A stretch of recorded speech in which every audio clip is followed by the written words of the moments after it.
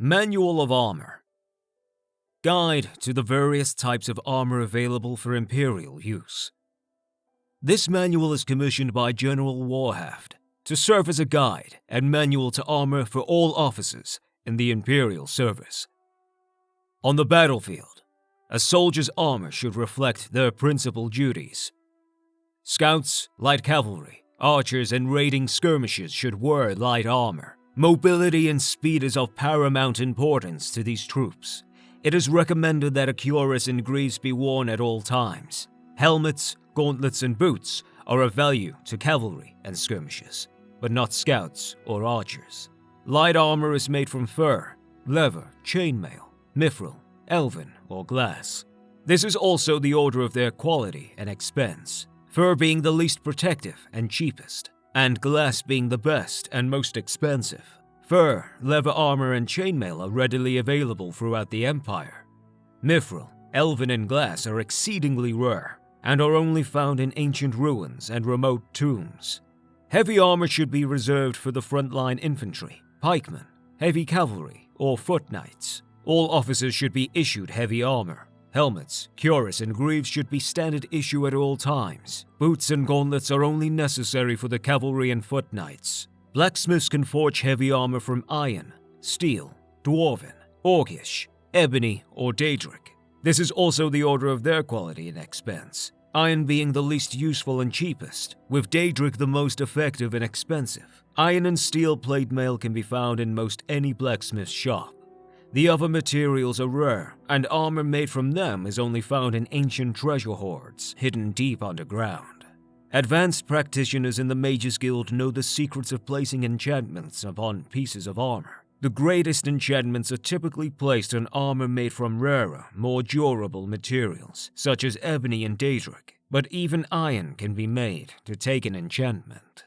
The self-styled Bard of Battle, Amorous Janus, once penned a comedic ballad about a Colovian general who was constantly removing and re-equipping his armor every few minutes to conserve the magicka powering it. By way of response to the implied criticism, the general had him mounted on the front of a battering ram during the siege of Castle Fallow.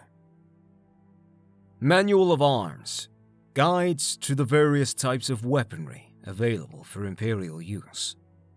This manual is commissioned by General Warhaft to serve as a guide and manual to arms and weapons for all Imperial officers in the field. Obviously, a soldier's weaponry should reflect their skills. Skill with a blade is recommended for daggers, short swords, long swords, and claymores. Skill with blunt weapons is desirable to wield the war axe, mace, battle axe, and warhammer.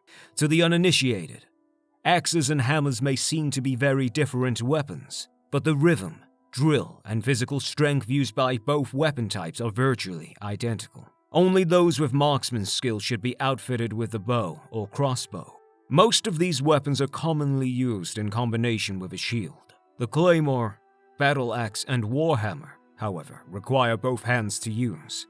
These two-handed weapons are best suited to heavily armored knights, berserkers, and those soldiers that hold the flanks of the line.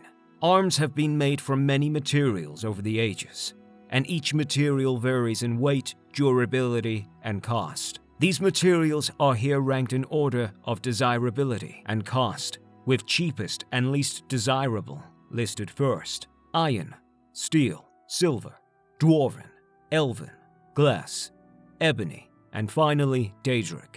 Some armorers correctly observe that silver weapons are slightly less durable than steel. Nonetheless, its unique ability to affect ghosts, wraiths, and certain types of daedric creatures is undisputed. Bows can be made with laminated cores of the same materials. This provides a higher tensile strength, and therefore greater power on the draw. The materials used in the arrow, particularly in the arrowhead, can affect its mass and penetration. Thus, the quality of the bow and of the arrow are taken together to determine the weapon's overall armor penetration. Enchanted weapons are mentioned in virtually every fable and song. The magic on such items lies dormant until they strike an opponent. At that moment, the enchantment is activated, causing distress and injury to the target, enchantments on bows are transferred to the arrow at the moment of release. Should the arrow have an enchantment of its own, however, the missile now carries both enchantments and delivers them to the target. An enchanted weapon has a limited reservoir of magicka. Each blow drains some of its reserves, until finally it is drained dry. The enchantment can be recharged by arcane processes involving soul gems. The more powerful the soul in the gem, the more magicka is restored to the item. Manual of Spellcraft. An Introduction to Magic and the Mages Guild. An introductory text. The beginning spellcaster. The most powerful mages in Tamriel were once beginners. They all had similar early experiences. Exposure to magic kindled an interest or unlocked some latent ability, followed by years of hard work.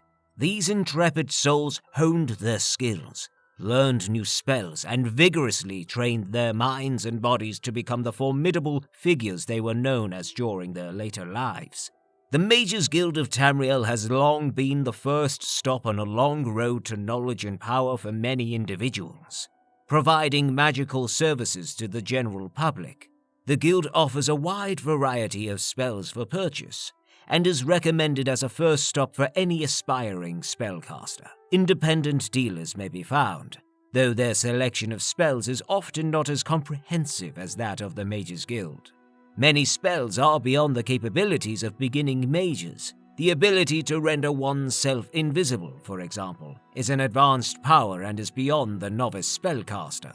Through practice, a mage may become more skilled in a given school of magic and find themselves proficient enough to begin exploring its more powerful aspects. The fledgling mage should not be daunted by their inability to wield certain powers, but should instead use this as a point of focus and a drive for bettering themselves. Rather than becoming discouraged, the student should look forward to higher levels of skill, such as the advanced techniques of absorbing spells, summoning lesser and eventually greater Daedra and undead, for research purposes only, and protection against specific types of spells, such as fire, frost, and shock spells. Mages wishing to specialize in a particular school of magic are encouraged to learn as many spells as possible within that school, and to practice them frequently.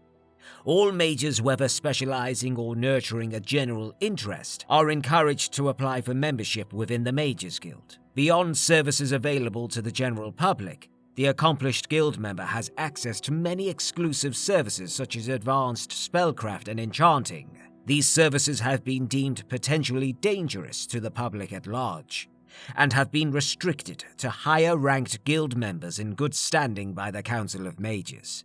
Citizens interested in the further use of magic should consult their local Mages Guild Archmagister.